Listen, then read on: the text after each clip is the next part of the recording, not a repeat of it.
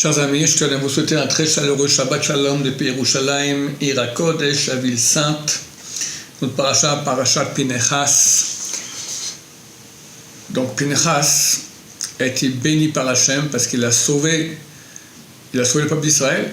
C'est marqué, Dieu dit, sans l'acte de Pinechas, j'aurais exterminé le peuple d'Israël. Exterminé.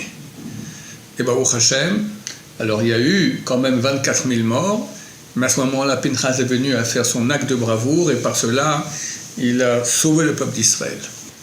Et quel mérite il reçoit? Hachem dit, Lachen emor hineni noten lo et beriti shalom. Dis-lui que je lui donne mon alliance de paix. Et lui et sa descendance seront des Kohanim.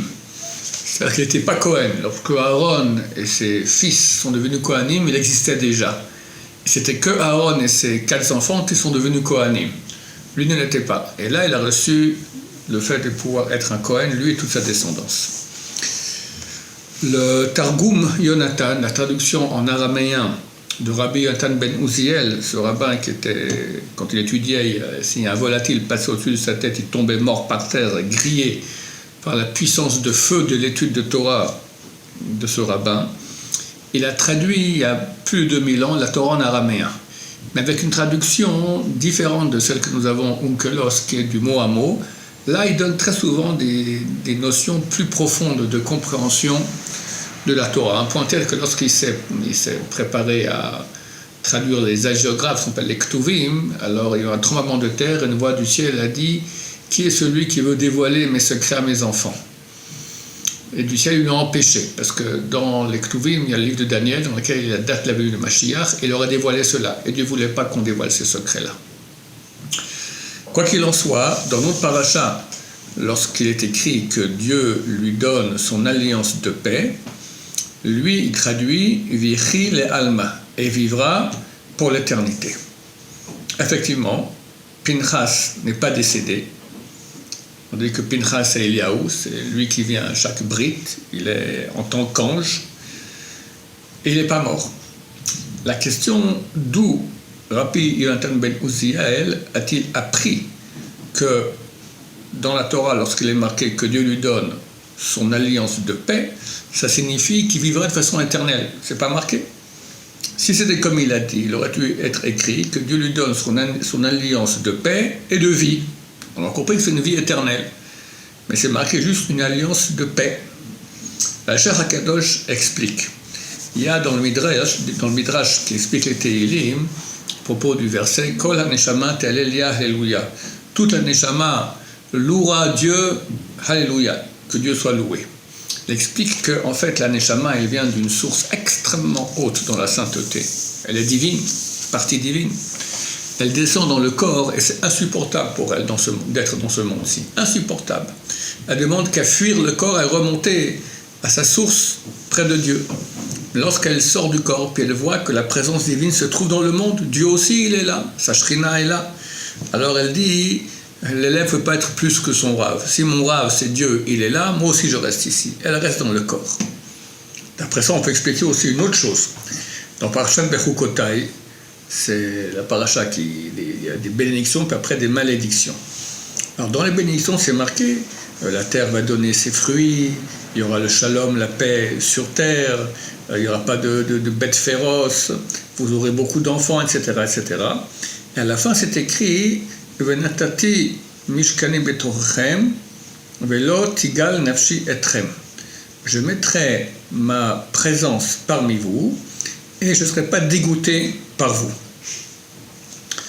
Et c'est très bizarre parce que dans les malédictions, c'est marqué à la fin, et bien que le peuple d'Israël sera en exil, habitant chez les ennemis, je ne serai pas dégoûté par eux. Donc on voit que déjà, de toute façon, Dieu n'est pas dégoûté par nous. Alors qu'est-ce qu'il y a de plus dans les bénédictions que dans les malédictions?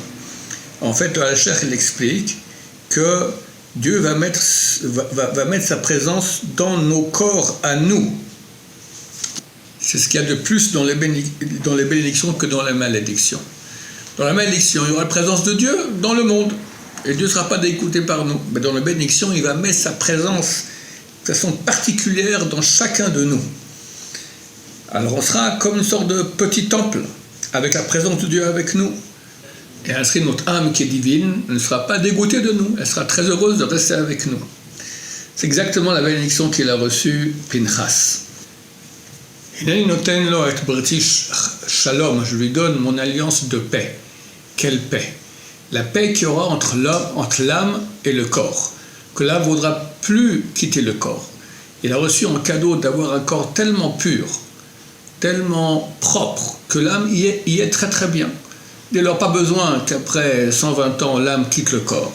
Elle est bien dans ce corps-là, parce que c'est un corps qui est pur, qui est divin. Alors, il a une vie qui est éternelle. C'est pour cela que le Talmud Natan traduit la paix, ça en va être la vie éternelle.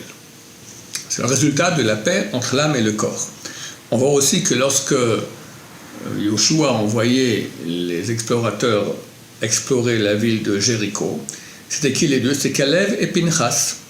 Or, à un moment, on voit que Rachav, elle va les cacher dans les palmiers qu'elle a sur son toit. Mais c'est marqué au singulier. Elle l'a caché, pas elle les a cachés, elle l'a caché. Pourquoi?